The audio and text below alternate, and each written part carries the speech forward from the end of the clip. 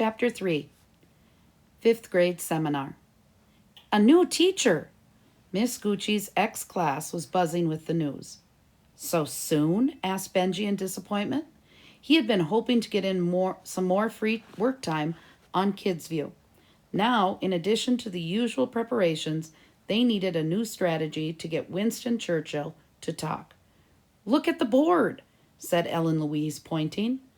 On the front blackboard was printed in large capitals, Ms. Panagopoulos. Benji looked thoughtful. Maybe it isn't a new teacher. Maybe it's our new spelling word, Mark jumped in. I hope not.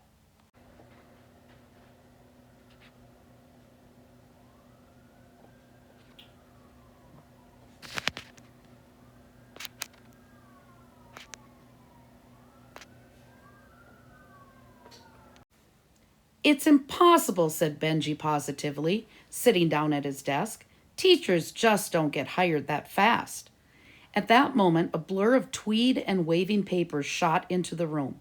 It stopped behind the teacher's desk long enough for everyone to see it was a petite young woman with long dark hair and large glasses.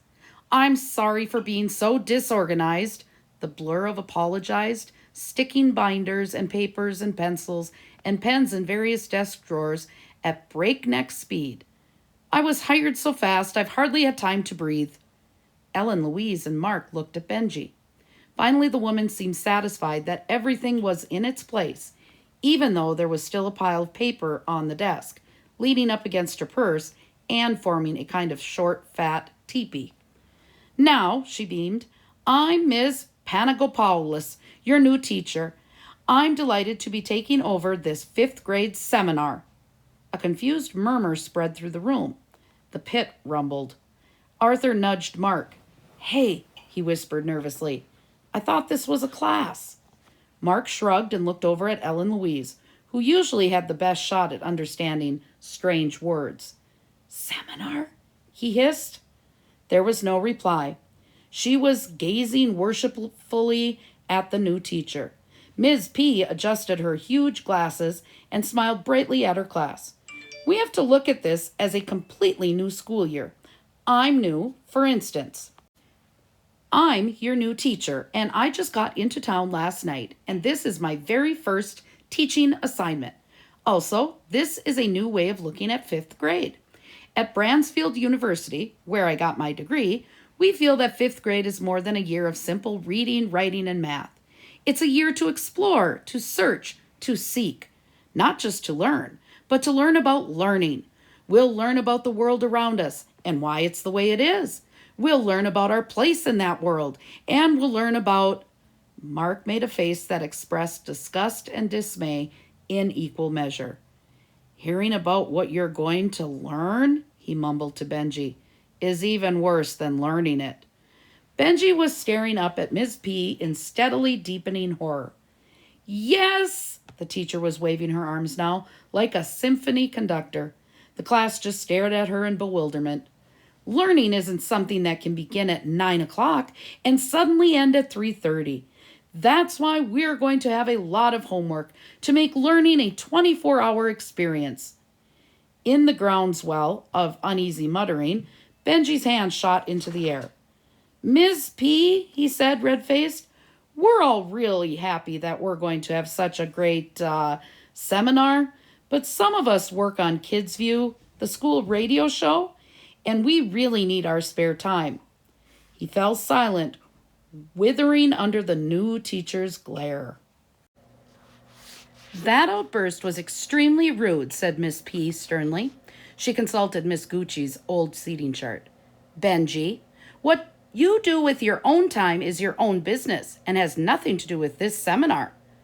But it's the school show, Benji protested. Everybody knows about it. Nevertheless, she said firmly, you are responsible for your seminar work before everything else. But according to Eldridge Kestenbaum, the new teacher repeated, what does that bumbling halfwit have to do with our seminar? The effort to keep his mouth shut made Benji's eyes pop. A great burst of applause came from the pit. All of the class, most of the school and half of the neighborhood knew about Benji's loyalty to his radio idol. "Calm down, people," ordered Miss P. "I mean, we're all adults here." "Not me," whispered Mark to Ellen Louise. "I'm a kid and proud of it." "Shh," she admonished. "Ms. P is talking." At the front of the room, the new teacher was smiling again. "Now," she said sweetly, "let's start learning." Right at 3:30, Benji shot out of the classroom and began seething his way down the long corridor. Ellen, Louise, and Mark scrambled to keep up, calling for him to slow down, but the Kids View host only sped up his pace. Finally, Ellen Louise decided to break the ice. "Isn't Miss P wonderful?" "Wonderful?" Benji choked, coming to a dead stop and wheeling to face her. "Wonderful?" "Yeah," she said. "She doesn't treat us like we're little kids." "I'm 4'8", mused Mark. "That's pretty little." "Look," said Benji. "She thinks we're a seminar. Just today she gave us math homework, science homework, social studies, and 8 chapters of a book to read. That's more than Miss Gucci gave in a month. If this keeps up, where do we find the time to prepare for the show?" "So what's the big deal?" asked Ellen Louise. "If we don't get a chance to plan out the whole show in detail, we'll just wing it." "Wing it?" Benji shrieked. "This is a show, Ellen. A radio broadcast on a real station. If we don't do it right, they'll take us off the air." "Wing it?" he mimicked in disgust. "If Eldridge Kestenbaum heard talk like that, he'd probably have a heart attack." "Aha!" cried Ellen Louise triumphantly. "The truth comes out. You don't like Ms. P because she insulted Eldridge Kestenbaum." "That's not true," Benji denied. "Sure it is. Come on, Benji. Don't be so sensitive." I was amazed that she'd even heard of Eldridge Kestenbaum. No one else ever has, except from you. Benji glared at her in exasperation. "I was in a class last year, and the year before, and the year before, and the year before that too. And I don't remember too much about kindergarten, but I'll bet you it was a class. It's my constitutional right not to have to be in a seminar this year." She giggled. "Aw, Benji, you know seminar and class mean practically the same thing." "No, they don't," insisted Benji. "When you're done with class, they let you go home and work on your show. But you're never done with a seminar. You just learn, and learn about learning, and learn about learning that you've lost your show. And then you flunk, because you don't understand a word that comes out of your teacher's mouth," Mark added. "And your parents string you up by your ankles and shoot you." Benji didn't seem to appreciate this humor, though. He chugged down to the end of the hallway and burst through the heavy doors to the school gym. Mr. Morenz was conducting a practice of the senior girls basketball team. He sat in the front row of bleachers with his feet up on the back of a folding chair. His face was buried deep within the pages of an old paperback called Magmar, Fire Lord of the Lava People. The girls, meanwhile, were putting themselves through a passing drill in the far corner of the gym, where Mr. Morenz hung his award plaques from the Department of Education. For 5 years in a row, he had been voted the teacher most involved in student activities. Benji steamed up. "Mr. Morenz, I have to talk to you." "Min," the teacher murmured, not looking up. "It's really important," Benji went on, as Ellen, Louise, and Mark watched from the gym doorway. "Our new teacher, Ms. P, she's turned our class into a seminar, and now she's handing out so much work that we won't have the time to get ready for Saturday." "Saturday?" mumbled Mr. Morenz, still absorbed in the depths of his book. "Saturday, Kids View, the show." "Oh, yeah, the show." Benji forged ahead. "Do you think you could talk to her, Mr. Morenz? Maybe ask her to, cut it out?" "If I did that, how would you kids learn to deal with problems on your own?" the teacher replied, not missing a word of Magmar. "But—" "No buts, Benji. Now, if you'll excuse me, I'm busy with these girls." His free hand waved vaguely in the direction of the basketball players. His nose remained in the book. Clutching at his hair, Benji left the room. Mr. Morenz is a great staff advisor, but sometimes he just doesn't understand. What's so great about him? Asked Mark. All he ever does is sit there and read his science fiction books. That just shows what you know, snorted Ellen Louise. He believes in letting us be independent, that's all. Look at the awards he's won. You should be honored to have a teacher like him. Well, there's one teacher I'm not honored about, Benji growled, and that's Professor P. Ellen Louise sighed. You know, Benji, you make your own problems. Of course, Miss P was hard on you today. She hadn't been our teacher for 5 minutes when you jumped up and told her that her plans for the class were no good because you have a radio show. That's not very smart. If she's going to give us a break because of Kids View, it'll be because we're her friends, not her enemies. Never, exclaimed Mark vehemently. No, wait, said Benji. Ellen's got a point. If we're really nice to Miss P from now on, she'll start to love us, and then she'll probably listen to Kids View. That's when she'll realize how important it is and call off the seminar. He smiled happily. It's like Eldridge Kestenbaum always says, you catch more flies with honey than you do with vinegar. Horse manure catches more flies than honey and vinegar put together, retorted Mark, unimpressed. I don't like it any more than you do, said Benji, but we're going to have to be nice to Professor P. It's for the show. Oh, all right, said Mark grudgingly. I'll be a regular goody two-shoes, but everybody had better know that it's all an act. From his pocket, he produced a Xerox copy of Miss P's 5th grade seminar syllabus. Expertly, he folded it into a perfect paper airplane and sent it sailing across the hall toward a plastic trash barrel. Just as it was about to land amidst the garbage, a sudden draft carried the plane up toward the ceiling. Dipping and swirling, it disappeared in through the office door.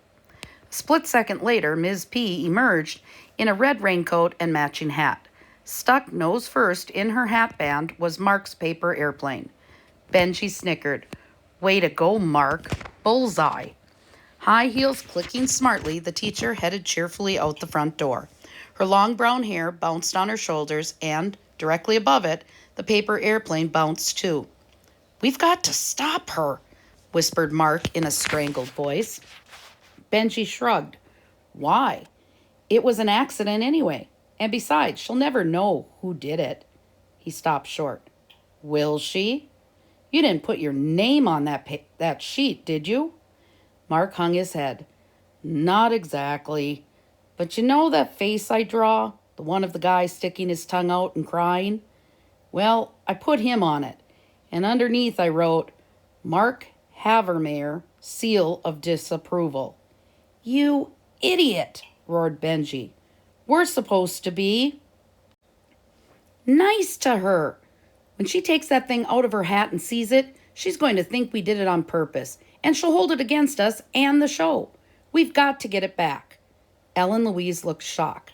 But how? It's on her head. If you guys engage her in conversation, said Mark, I'll get behind her and knock it off her hat with a stick. Good idea, said Benji. Are you both crazy? Ellen Louise exploded. You can't just take a shot at a teacher's head with a stick.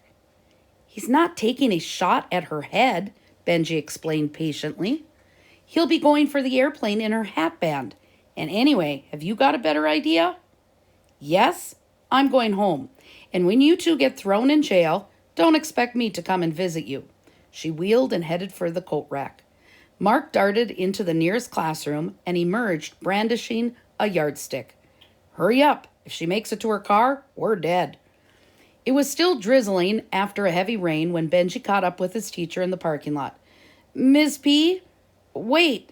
She turned to face him, the airplane in her hat fluttering in the breeze. Yes, Benji, isn't it? Yes, ma'am, said Benji, keeping one eye on the teacher and the other on Mark, who was dodging from car to car, sneaking up behind her. He paused. What was there to say? Nothing, but that didn't matter. Benji was a professional broadcaster trained in the war against dead air. He could fill any silence. Uh, I'm sorry I interrupted you this morning. It was terribly impolite of me and... Standing right behind the teacher, Mark reached out with the yardstick and poked clumsily at the airplane. My parents always told me to be as polite as possible. Benji rambled on bravely. And today I wasn't, and, that's not good.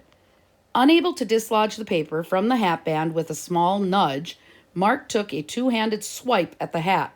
The yardstick whizzed by about 2 inches from its target. And I was, impolite, completely distracted. His eyes were following the yardstick, swinging back and forth over Miss P's head.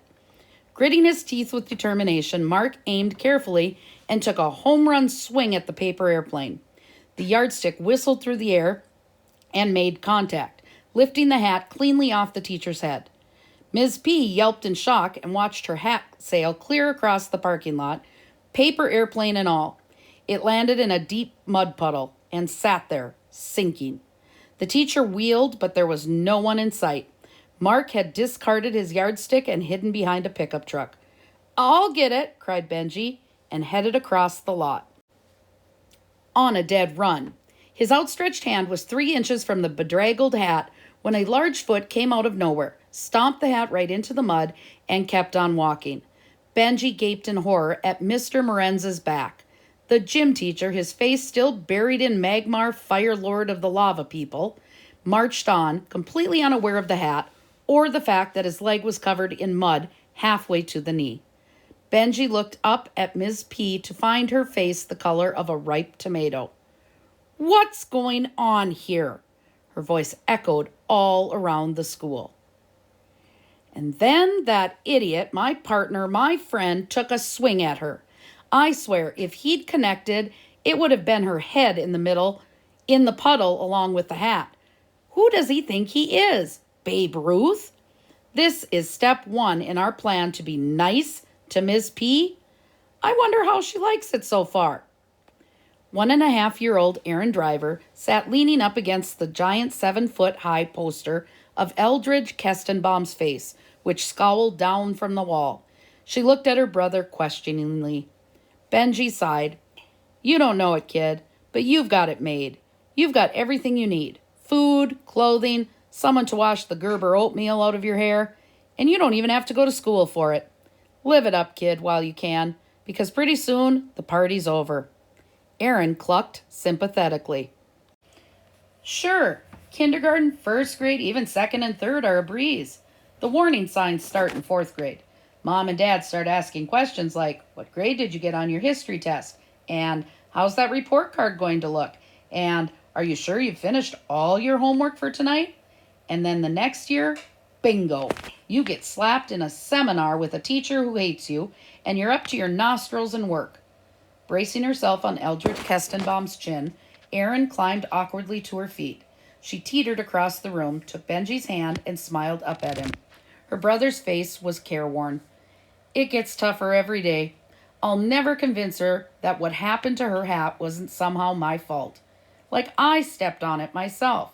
Which means I'm going to get no breaks in this seminar and no time to get ready for Saturday's show. Aaron gurgled and squeezed his hand. And if all that's not enough, I still have Winston Churchill, the talking parrot who won't talk. All I want to do is become an immortal radio broadcaster. Is that too much to ask? He sighed. I tell you, kid, you babies have got it made. Aaron looked right into his eyes. Practice, she told him, settling herself on the small baby stool opposite Benji's practice broadcast desk. With a sigh, Benji took a seat at the desk and adjusted the microphone. It wasn't connected to any thing, but Eldridge Kestenbaum recommended that each run-through be treated like the real thing. Hello, and welcome to another edition of Kids View. I'm Benjamin Driver, and a special hello to all you babies out there.